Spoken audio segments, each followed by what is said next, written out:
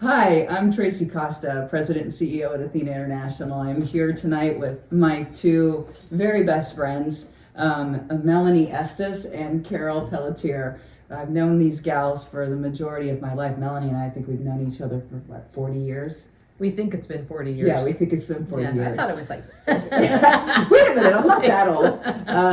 And Karol, about 35 years? yeah, Yeah. 1995. Yeah, right. Yeah, we met in Tennessee. So, yeah, Melanie and I actually met in high school, where we played collegiate volleyball.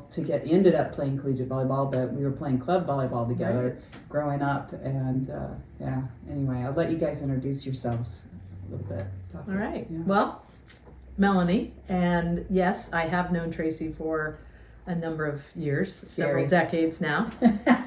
And one of my few friends that still today is, my best friend. And as you grow older, it's hard to hang on to folks as you move around. And Traci is the one that's consistent in my life, so I'm grateful for that. And watching her move along in her journey, and she's watched me and helped me move along in mine. But I've been, grew up in California, played collegiate volleyball, got an engineering degree, civil engineering, and I've loved my career. I'm fortunate in that I've loved every bit of it, and here I am 32 years later in that career and still enjoying different parts about it, right? Yeah. So I'm grateful to be doing what I'm doing and watching things be built in California and building them and managing and helping people grow in their careers too. So you've helped build some of the roads, and I have. Yep, Central California, Southern California, a lot of freeways and bridges and whatnot. So really heavily male-dominated field. Definitely heavily male-dominated. I've been really blessed with the way that my career has gone, and I'm at a point now where I feel like I can help other young women really kind of thrive in the environment we have, because still today it's male dominated. It is heavily. We're still between 10 and 15%. When I graduated from college, it was 10%. Are you the only woman on your executive leadership team? I am. I'm the only woman on my executive leadership team, and there are no women on my board, which is a dialogue I have with my CEO even today. And while he is supportive of it, it's still a bit of a battle. It doesn't come naturally. So it's something that we have to continue to work on. We have to continue to make strides for all those that came before us and worked very hard. Yeah, And we'll come We have to do it too. Right? Exactly. For those that come behind us. So Well, thanks for being here. Karol? Gosh, I wish my career had been like straight and narrow like that, Melanie. I'm Karol, and I actually graduated with a animal science degree way back in the day, pre-vet, wanted to go to vet school, and shifted to artificial insemination. So spent the first 10 years of my life in beef cattle and swine. And so, again, male-dominated industry, agriculture, and was the first female on farm and the first female artificial insemination specialist for swine at that time. So then I shifted. I had a really great mentor that said, I really think you should go into human resources. And I was like, are you crazy? Animals never talk back. People talk back all the time. That's a dynamic change. Yeah, I have no desire to be in HR. And she said, you have the business sense and you understand the product, give it a shot. So went in that direction, spent almost 20 years in different HR roles and climbed the corporate ladder and ended up leading global HR. Loved it. Spent about 75% of my time in Latin America and Asia Pacific. And then worked for some amazing corporations, Farmer John, which is or was here in California, and Hormel Foods, which bleed for the brand today.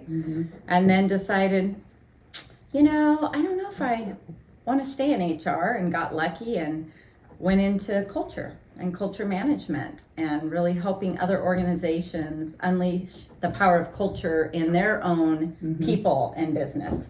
So I've been fortunate, doors have opened, and I've walked through those doors not really knowing what I was going to do, but it turned out really well on the back end of it. Yeah. So love it. Yeah, and you're on the senior Executive. leadership. Yeah, I'm an executive, and kind of similar to Melanie. I'm Yeah. really excited. In July of last year, we have 2 women now on our executive leadership yay. team. Yeah, Nice. we're taking over. And then we actually, but similar, Melanie, I'm the only woman that participates in the board meetings. She now joins me, but from a broader standpoint, from our private equity firm, there's no women on the board. Yeah. Yep. So Keep fighting the fight. Keep fighting the fight. absolutely. Absolutely. But it's I don't like to look at it as a fight. To me, it's an opportunity. To Melanie's point, my dad said something to me when I was a young, know-it-all 24-year-old, and he said, "Karol, with age comes wisdom." Yeah. And I rolled my eyes and went, "Whatever, Right. I know it all now." And now that I'm over middle age, I'm thinking, wow, he was so right. If I had known then what I know now, Right. the sky would have been, there would be no limit in what I could have done at 24. Yeah. I don't think we knew what we didn't know. No, and we have to go through those life experiences to be able to gain the confidence, the conviction, and leadership, Yeah. right? All the Yeah. competencies that you have to Yeah. learn through Right. trial and tribulation and 3 steps forward and 2 steps back. Yeah. So happy to be here Yeah. and share. Yeah. Well, I too have not taken a direct route. I feel like I've had Yeah. multiple lives. I spent the first 20 years of my life as a sheep rancher, Yeah. over 300 head, showing them around the country. And I was like, no, I don't think I want to stay taking care of 300 head of grass maggots and having them rule my life. Because No vacation no with vacation, livestock. no vacation with livestock. And so I ended up getting into coaching, got my master's degree in education, and then became the founding head volleyball coach at Belmont University in Nashville.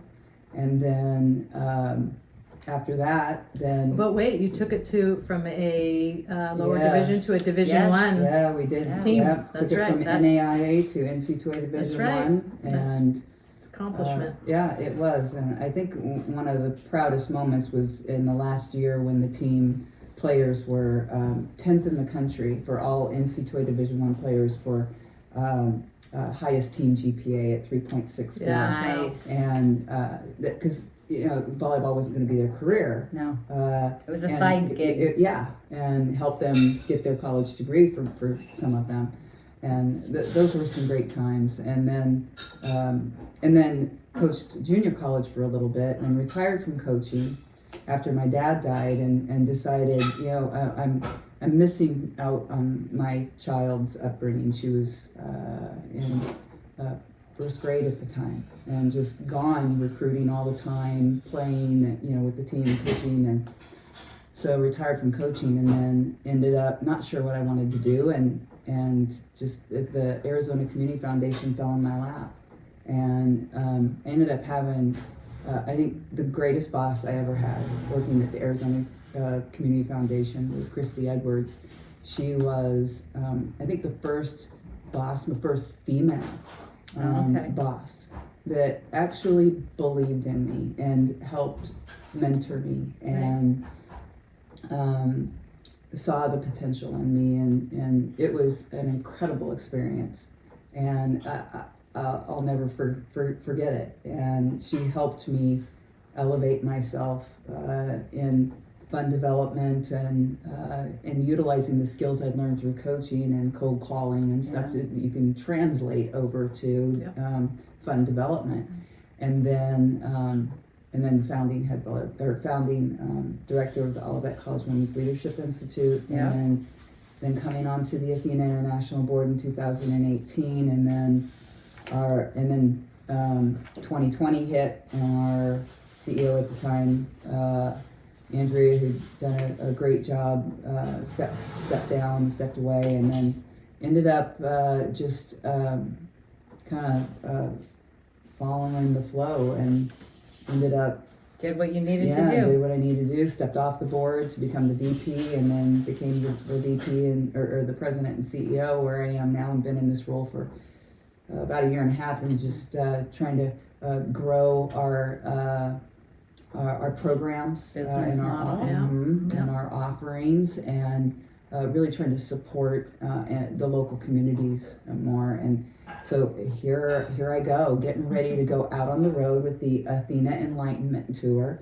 and interviewing local leaders that are the trailblazers and change makers in the local communities that have been doing it for decades, and learning from them. I'm really excited, and I wanted to start it off with the two of you, because I have such history with you, and you two have been incredible mentors to me in my entire time that I've known you, and I've learned so much from you both just by watching you, and standing shoulder to shoulder with you in many situations. We've had many adventures. Yes.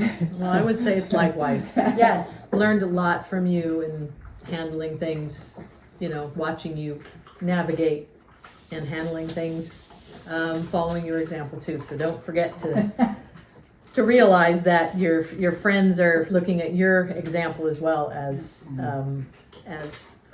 mentorship per se too. So Thanks. it's great. Don't always get it right, but I sure as heck That's try. how we get better. Yeah, learn from our mistakes. We don't learn from when we do things wrong. We learn from, okay, Didn't work out. I really screwed that one up, Right. and I don't want to do that again. Yep. Well, we've got to learn to Yeah. move on from Yeah. the experiences we've had and share the experiences, Yeah. which is what I love about what Yeah. you're doing. It's an Yeah. opportunity to share and pass along to those who are coming after us. I feel like Yeah. I'm participating in Yeah. what I always think we should be doing. Yeah. It's nice to actually Yeah. be in the seat to share that so that someone might benefit, Yeah. right? Yeah, because I feel like as women, we own that. Yes. And I'm just going to be super transparent here. Women are not always nice to each other. No. And what I believe has been the biggest aha for me being a woman in leadership is women need to reach back and pick each other up versus being catty and who can be better, and am I comparing myself to you, Tracy, or you, Melanie, where Yeah. we shouldn't be doing that. We should be supporting, and we should be guiding, and we should be sharing experiences Yeah. and the challenges and the success. And I still feel Yeah. like when you're listening to me, women, be each other's ally versus I got to get ahead. Yeah. I still just Yeah. we can't do that Well, to each and, other. and I don't think I've always, I've been on both sides of that. Yeah. I've been where, not intentionally so, Right. not vindictively so, but just from a position of my own woundedness and needing to heal myself so that I don't behave in that way. Yeah. And I think that's been my greatest journey, of just looking at the subconscious and making it conscious so that you can heal it. Yeah. Mm-hmm. So that I can be the mentor that I want to be. Yeah. I think some of that is what we coined today. Is a lot of terms out there in the corporate world and culture world, and trying to create better environments for individuals. Is there's a bias, an unconscious bias, and we're absolutely. victims of it as well. We're victims of our own unconscious bias through kind of social programming. We've been programmed to behave a certain way as we've grown up. The things we see, the things we hear, Right. we take those as an example. And we're, even as adults, we can be guilty of that. It happens all the time. And I think what I try to do is I try to work very hard to recognize that bias that I might be exuding. And that's what you're talking about. Absolutely. Is sometimes, our kind of counterparts, women counterparts, are maybe fall victim a bit more to that bias or not until we become enlightened or aware or whatever you want to call it. I think that's so important. And then it becomes, to me, I take it on myself to also enlighten my male counterparts. Yes. When their bias is coming out, and just remind them in conversation of when they might be doing something, whether it's women or whether it's anyone else, any counterpart, doesn't matter.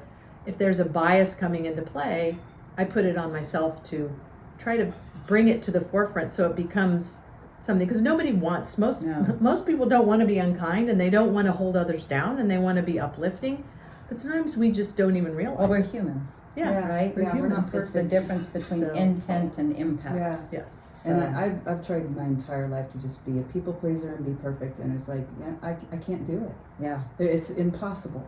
And so trying to embrace the imperfections and grow and evolve and become. I like to think of it as self-mastery of myself. Yep. Self-awareness, Awareness. correction, self-correction, yeah, all of those things. And that's where it has to start, right? And You getting can the put- ego out of the way. Yeah, that's right. And I find I can do that through really being a guardian of others' Mm-hmm. Yeah. development. Yeah. So where the position I'm in a position now where I have, layers of individuals that report to me through other levels, and I'm a constant guardian of watching my direct reports and how they manage their Yes. people, and helping them and guide them through that process so that they can be better coaches, mentors, Yeah. and be aware. Yeah.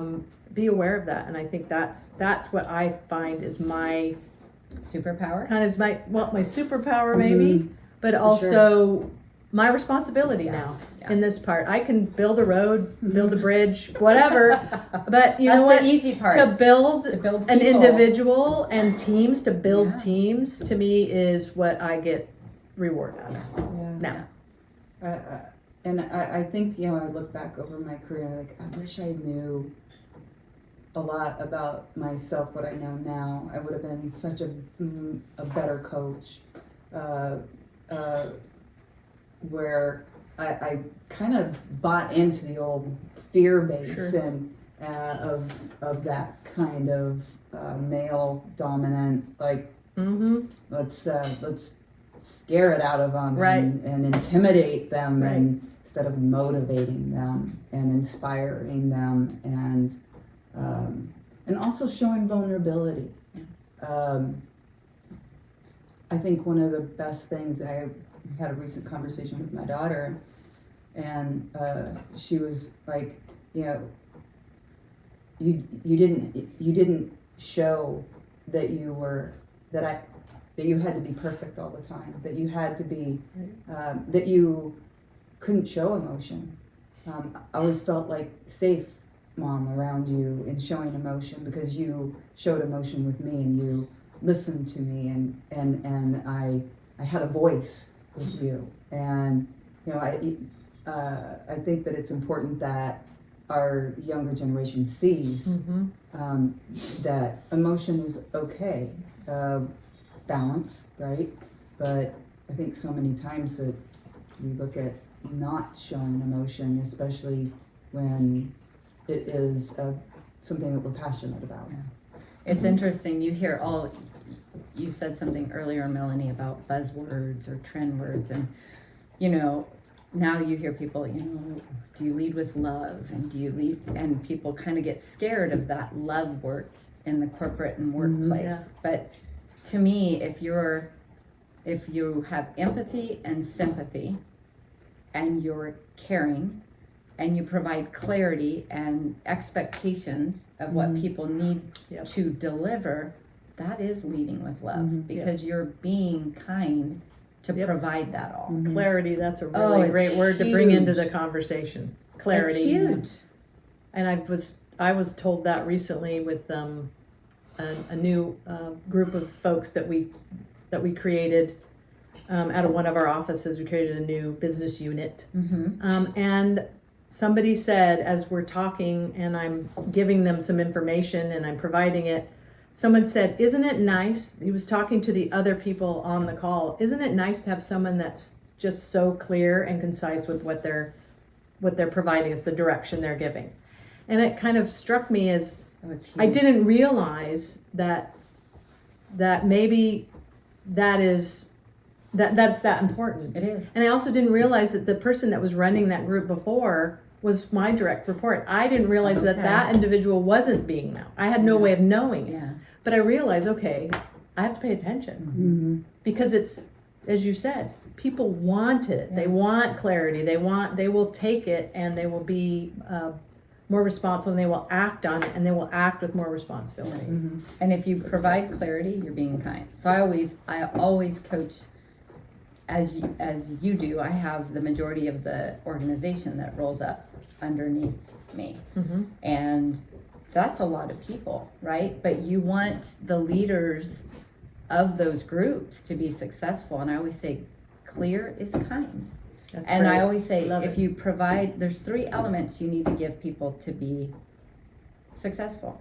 If you provide them clarity, you're going to drive focus, which will have alignment, Yes. the entire team. Yes. And so that is, I have a wonderful boss right now.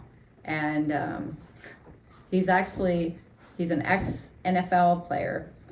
And he said, one day he looked at me, he goes, Karol, if you want to add something, you got to take something out. And I go, tell me more. And he goes, it's like I tell my wife, if you're going to buy a sweater and put it in the closet, you got to take 2 out. and I'm like, that is the best.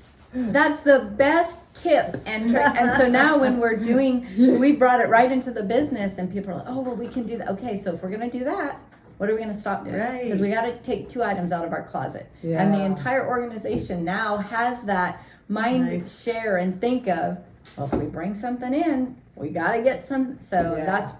that's really provided a lot of focus for our I like team. That's that. great. I know, isn't that? Yeah, I'm that's like, really good. hey, your wife's taught you well. He goes, Yeah. hey, I'm the one. I'm a minimalist. So I like, you Yeah. bring something into the house. What are we going to get rid of? So in that vein, what's the greatest piece of advice that you've garnered over your career There's been so many. or life? Okay, so I will tell you, I'm a very direct communicator.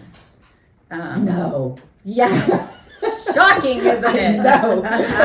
So I remember I had 2 of the best mentors very early in my career. One was the CHRO of the company that said, hey, come on my team. And I'm like, I don't think so. And she was very kind, nurturing. And then the other one was our global operations gentleman from Germany, very, very hard hitting. And, I would sit across and sometimes be chewed up and spit out and have his finger, pointing right inches. And I'm like, just sit there and breathe in, breathe out. And so I think the best advice I ever have been given was, hey, Karol, there's a span of leadership styles. You can be the brick wall, which is what you talked about, lead with fear, brick wall, Yeah. and you can be the marshmallow. You don't want to be either. Yeah. Today, you're the brick wall. You need to swing the pendulum so you have some marshmallow in you and some brick wall in you, because there are times that you need to have that competency, as long as it's not in the wrong vein. Mm-hmm. You spoke of fear. Mm-hmm. And blend it in the middle. Mm-hmm. And I mean, that was given to me in 1990. Mm. And I still talk about, do you want to be a marshmallow? Do you want to be a brick wall? People are like, gosh, I really don't want. That's the right answer when you say you don't want to be either. It's a blend of both. Yeah. So I've hung on to that Yeah. It's great. because it's very easy to be passive aggressive Mm-hmm. Mm-hmm. or just be super aggressive and leave a wake behind you Yeah. and lead with fear. Yeah. Good. I have lots, but I'll just share that one. That's a good one. Melanie, great. Do you? I do. I have one, and it sticks with me. It is the best for me, and it is always be true to yourself. Mm-hmm. And that has so many layers to it. And the interesting thing is that the person that shared that with me, I was my boss at the time, was a former company I was with, was the president of that company. Probably wasn't the best Boss. representative of a president of a company and a boss for women in Yeah. particular. And he gave me that advice early on. And I share that with anytime I'm talking, I share that with someone. Always be true to yourself. To me means always know what your limitations are. Yeah. So often in the workplace, we're told, hey, go do this and do it this way. Mm-hmm. And to me, I've always taken it as go do this, but do it the way that's true to you. Mm-hmm. I'm not here to tell you how to do it. I'm here to help you find your way. Yeah. And I think that's so important. If someone's going to be successful, they've got to find their own way. Otherwise, it's not going to work. It's not going to work if you do I it my like way. Yeah. Yeah, Yeah. because your way is My different brick than wall my is way. different than your Yes. brick wall. It's so true. And think of it. Do you all remember what we grew? I know you both have heard this because we grew up on it. Do unto others as Yeah. you would like done unto Golden yourself. rule. Yep. That's wrong. Yeah. Do unto others as they would like to. Because Tracy, Okay. you receive things much differently than I do. Yeah. Why would I try to do it or deliver it to you the way I want it? Yeah. Yeah, I that's fail true. immediately. Right. So I go back to that with all of the changes and shifts, and we have so many wonderful people in the workforce, and people are working longer, so you have, multi-generations. Mm-hmm. And so you have to be able to have the radar to understand how to communicate and relate and connect with different generations Oh, for every sure. day. For sure. You know, I remember when we were at the awards, our most recent global awards honoring Dr. Janetta B. Cole. What an incredible leader she is. And I remember Martha, our founder, asked her, what's the greatest piece of advice that you could give the younger generation? And I hope I don't mess this up, but I believe she had quoted a African proverb that was, basically, if you want to go fast, go alone. If you want to go far, go together. And that the younger generation needs to learn from the wisdom of the older generation to go far. And that the older generation can Need go to learn. faster Yeah. by listening to the younger generation. So it's about finding this balance. Again, you talked earlier about balance, and this is another example. That really stuck with me. Yeah. And I think for me also too is most recently I went to Michelle Obama's book tour, The Last Stop in Los Angeles with Oprah, and one of the things that really stuck with me was having there was two things. One, and I think when I talked earlier about vulnerability, she talked about her own struggles with the confidence in herself, and it was nice to hear that someone that you aspire to be like or that you respect has the same struggles that you do. And the other piece too was that when she talked about it was I remember having the kitchen table friends. Here we're at the kitchen table. Yeah. And you all are my kitchen table friends, and being able to have those friends that you can go low with, Yes. so that you can remain high Right. with others outside. Right. And I thank you for being my kitchen table. You're welcome. I knew it would come to me. Kitchen table friends. Yes. Love it. I love that piece of advice that she had given. I thought that was really incredible. Yeah. I like the slow and the fast, right? Because I Yeah. think the same pause is Yeah. powerful. We move so fast in life. Forget about just personal. I mean, we're all running, and pause. It's okay to pause. Right. Because we know so many people, I know you have all met somebody that just responds to email like that, right? And they're proud of, I don't have anything in my inbox and right? I'm trying, But it's impossible. no, but I just had this coaching moment with a direct report of mine, and he's known for, he responds, and I go, yeah, but does he really respond, or is he just responding to get the inbox, his email out of his inbox? And so we've been coaching because it'll be, thank you very quick response, and let me know if you need anything else. And I'm like, you have added no value to that response.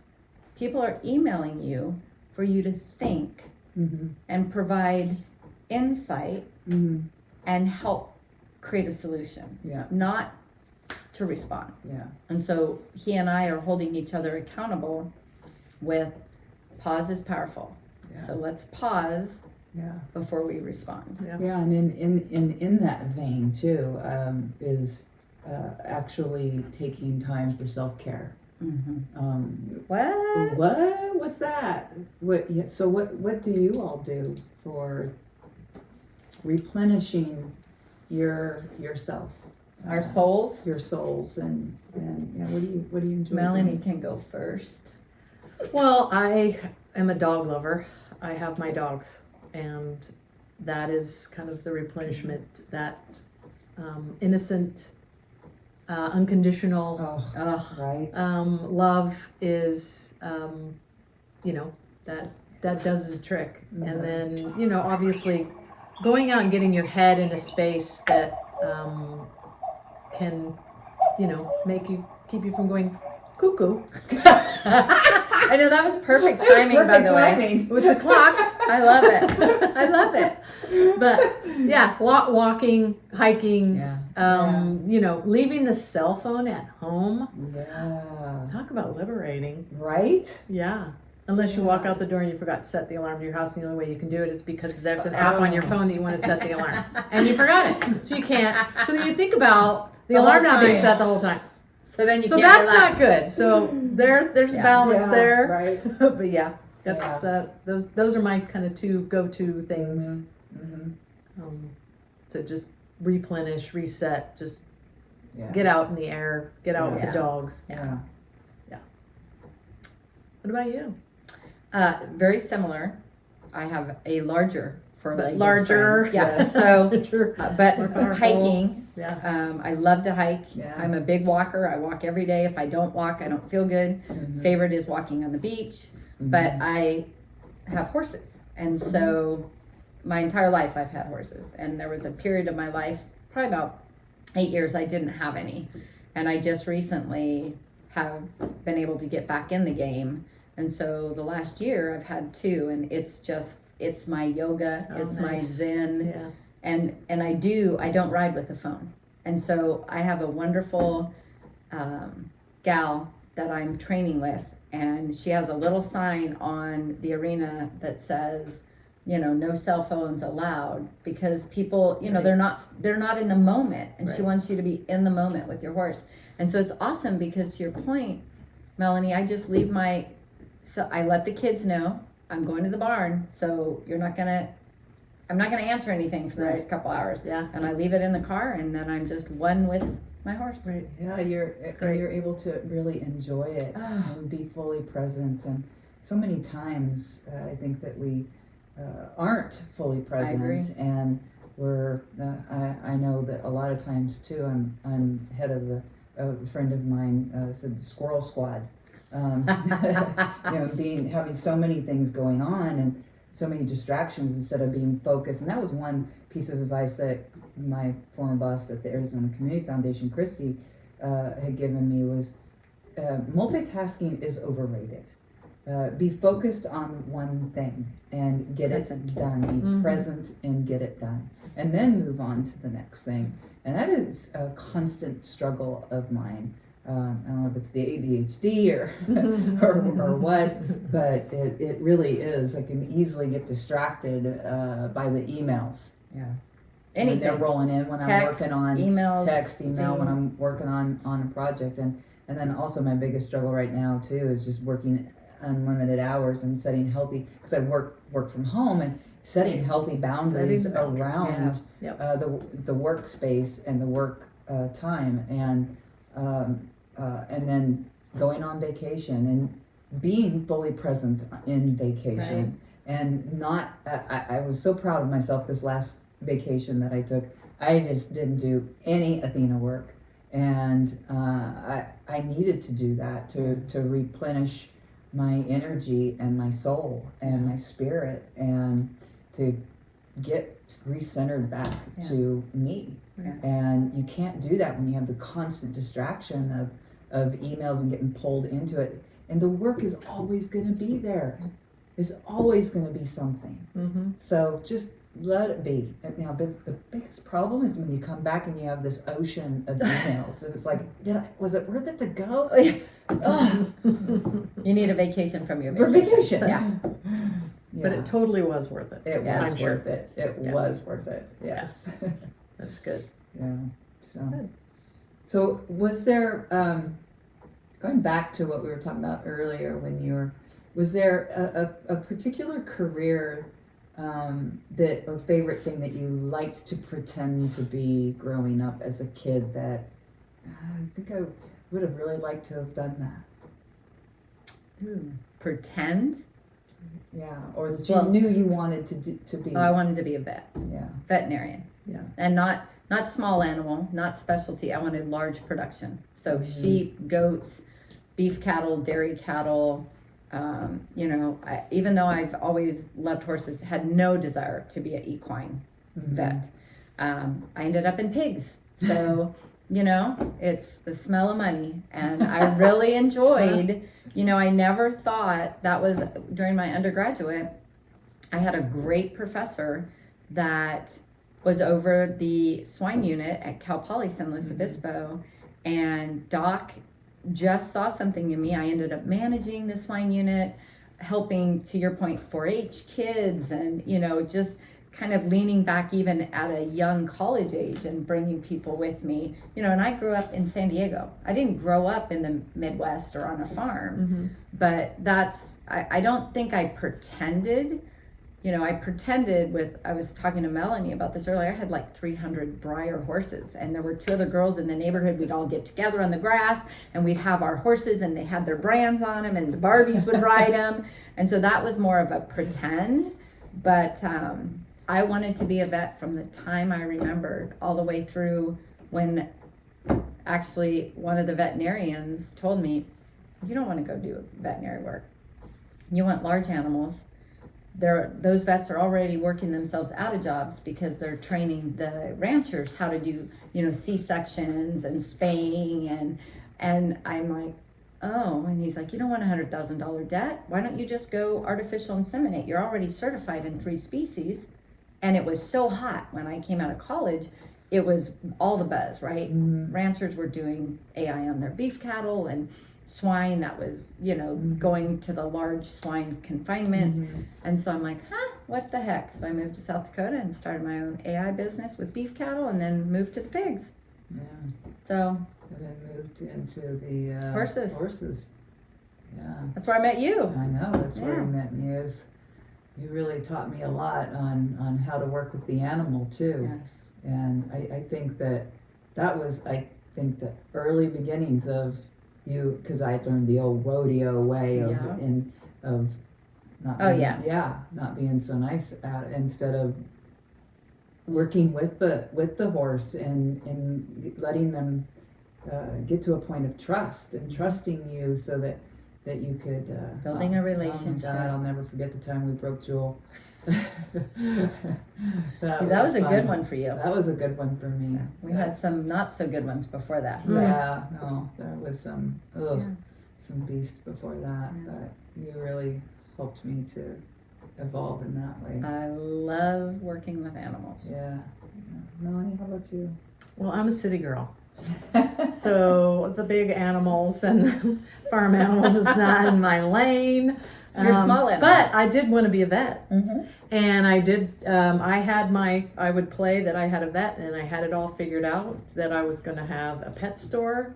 And I was going to give every animal I sold a free exam and be their vet for life, and I'm going to take care of these animals. And then someone told me, but You know, they die and you have to like euthanize them. And I'm like, I don't want to do that. Yeah. So I became an engineer instead. And And we don't have to euthanize and then you anybody. open up, and then you Euthanize open anybody up with the engineering. home for your dogs. That's right. So I can just Yes. have home vets, Yes.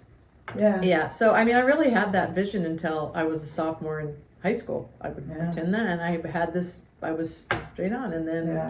it really hit me that I just don't Couldn't think do I that. can do Yeah. this. That's why I didn't So- do small animals. Yeah. Yeah. I had no trouble with the large animals. No trouble. Yeah. But the small animals. Yeah. Yeah. Large animals was intimidating me because I did not grow up around them or, the biggest animal I had was a Doberman Doberman Pinscher. Pinscher. Never the That's as Doberman big as it Pinscher. gets for me. Right. So, That's so Yeah. Yeah. And then when we were roommates in college and we had our animals. that's and right. I had Critter and And Maverick, my two cats. Cats. And then you had Reebok, your little Jack That's Russell right. mix. Yep. And the They three all of them got along They all fine. got along great, just Yep. like we did. Yep. I love the That's great. Reebok name. Yeah. Yeah. Well, Couldn't tell you were an athlete or anything. No. No. There were Yeah. everybody I knew that we grew up with. They would name their animals Nike or Reebok or something That's along that, the line. well, of, that's Nike's the name Puma. of I had of, friends of, with my Puma. paddleboard. So That's your warning saying we're warning. done. That one's out. That one's out. But we're going to continue on the phone for just a hot second. Okay. But just we'll kind of wrap it up here. But yeah, I think I when I was growing up, I always wanted to be an athlete. Yeah. I wanted to be an Olympic athlete. I wanted to play football, and I didn't understand why women were not allowed to play football. And I love to see. Oh, I loved football, and I loved, or either that or I wanted to do bull riding, which is like I probably would have never made it to this age. Crazy. Not upright. Yeah, anyway. not upright. But I remember thinking, well, why can't I Yeah. play football? And it's because you're a girl. It's like, well, That's stupid. that's dumb. Why can't I? And I would have loved to. And one of my good friends, Mandy, right now, she actually played professional women's football. Nice. And for the Sharks, and it's incredible to be able to talk with her about that. It's like, man, I wish I could have done that growing up. That would have been so much fun. And but I think our lives take the path that they're meant to take. And Yep.